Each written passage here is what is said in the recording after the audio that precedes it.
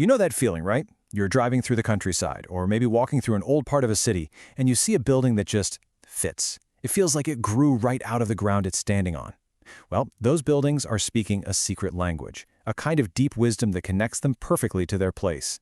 Today, we're going to decode that language and uncover the genius of buildings that truly, deeply belong. So let me ask you something right off the bat. Who do you think designed the most sustainable, the most resilient, and the most culturally meaningful buildings on the planet? Was it some starch architect with a famous name, a huge engineering firm with supercomputers? The answer? Well, it's definitely not who you'd expect. Okay, take a look at this. On the left, we've got these incredible bunga houses from India. On the right, a sleek, modern skyscraper. Now, both are striking, for sure, but they come from completely different universes. One is the product of generations of shared wisdom, refined over centuries. The other, the vision of a few, built with global materials. The answer to our question? It lies with the genius of the many, the countless anonymous builders who have shaped most of our world. And that, right there, leads us straight into our first big idea: architecture without architects.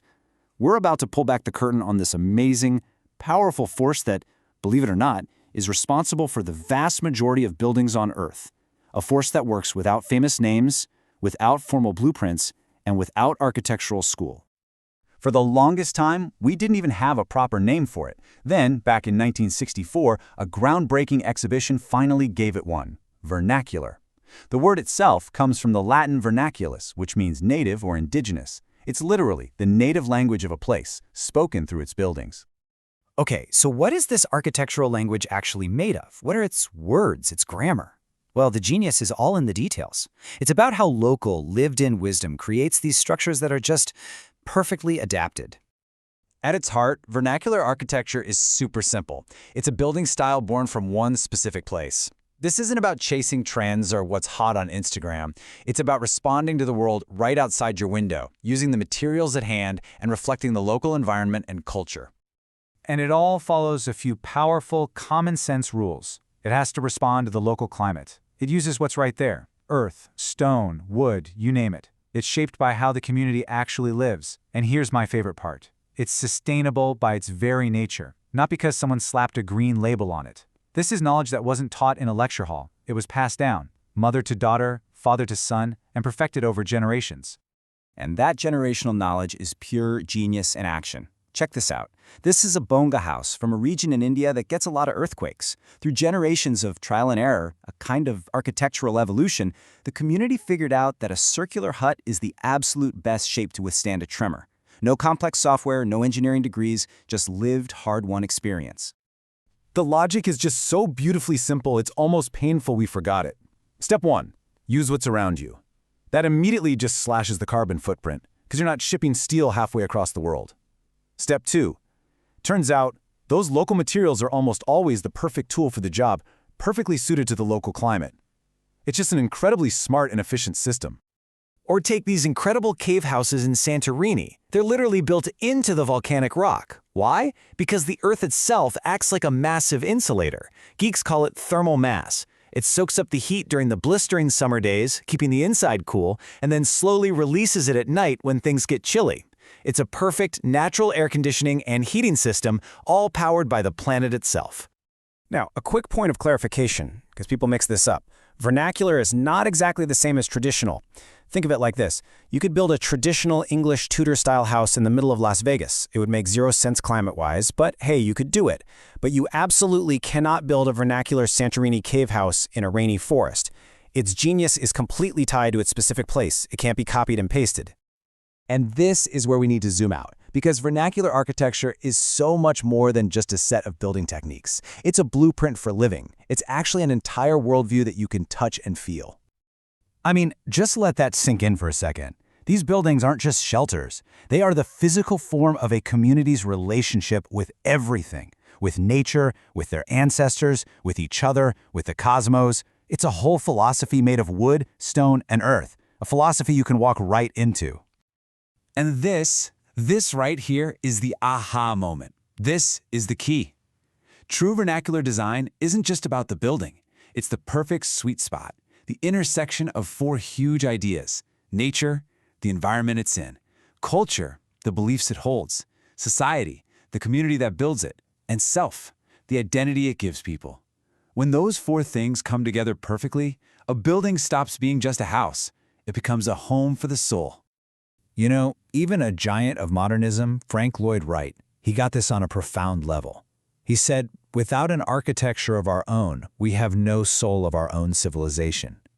He knew that our buildings aren't just empty boxes. They are the shape of our culture, the expression of who we are. So what happens when that soul gets forgotten? Well, like any good story, there's a conflict. And in this story, it's a tragedy called the forgetting, how our idea of progress actually created a kind of architectural amnesia, making us lose touch with all this deep, local wisdom. Get ready for a number that's going to blow your mind. 95%. As recently as the 1990s, it was estimated that vernacular buildings made up 95% of everything humanity had ever built. That is a staggering legacy. And today, it's all under threat from this one big, bland force: cultural homogenization. So what's causing this great forgetting? Well, it's kind of a perfect storm.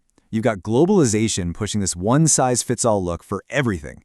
Mass-produced materials are often way cheaper than craftsmanship, and the old artisans who hold this knowledge, they're disappearing, and their skills are vanishing with them.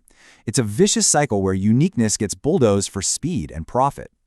And this didn't just happen overnight. You can trace the roots of this amnesia way back. It started with colonization, which often suppressed or erased local ways of building. Then, the Industrial Revolution gave us mass-produced materials, cutting that sacred tie to the local land. And finally, in the 20th century, the international style of glass and steel became the ultimate symbol of being modern, and local identity got left in the dust. But, and this is a very important but, the story is not over. Not by a long shot. We are living in a time of what I like to call the Great Remembering. Architects, builders, and communities all over the world are waking up and rediscovering this ancient wisdom, realizing it holds the keys to our future. And this exciting new movement has a name: Neo-Vernacular. Now, this is not about making fake old buildings or living in a museum. It's about asking the really smart question: how can we take the timeless wisdom of the past and fuse it with the best technology of today? It's about heritage meeting innovation. You want to see what that looks like in the real world? Just look at this. This is the Green School in Bali. It's absolutely breathtaking, and it's built almost entirely from bamboo, a local, incredibly strong, and ridiculously sustainable material. This is modern, it's innovative, and it is completely, 100% in harmony with its place. And there are modern-day heroes leading this charge. Architects like Francis Carré, building these unbelievable structures with compressed earth in Burkina Faso. Vo Trong Nia in Vietnam, who is an absolute master of bamboo. And Glenn Murcutt in Australia, who merges modernism with the ancient wisdom of Aboriginal design. These architects are proving that looking to the past isn't a step backward. It's a massive leap forward. So we end up right back where we started, with a big question. Winston Churchill famously said, "We shape our buildings, and afterwards our buildings shape us." If that's true, and I think it is, if the spaces we live in actually mold who we are, then what do all our generic, placeless buildings say about us? And looking forward, the most important question is this: if our buildings really do shape us, then who exactly do we want to become?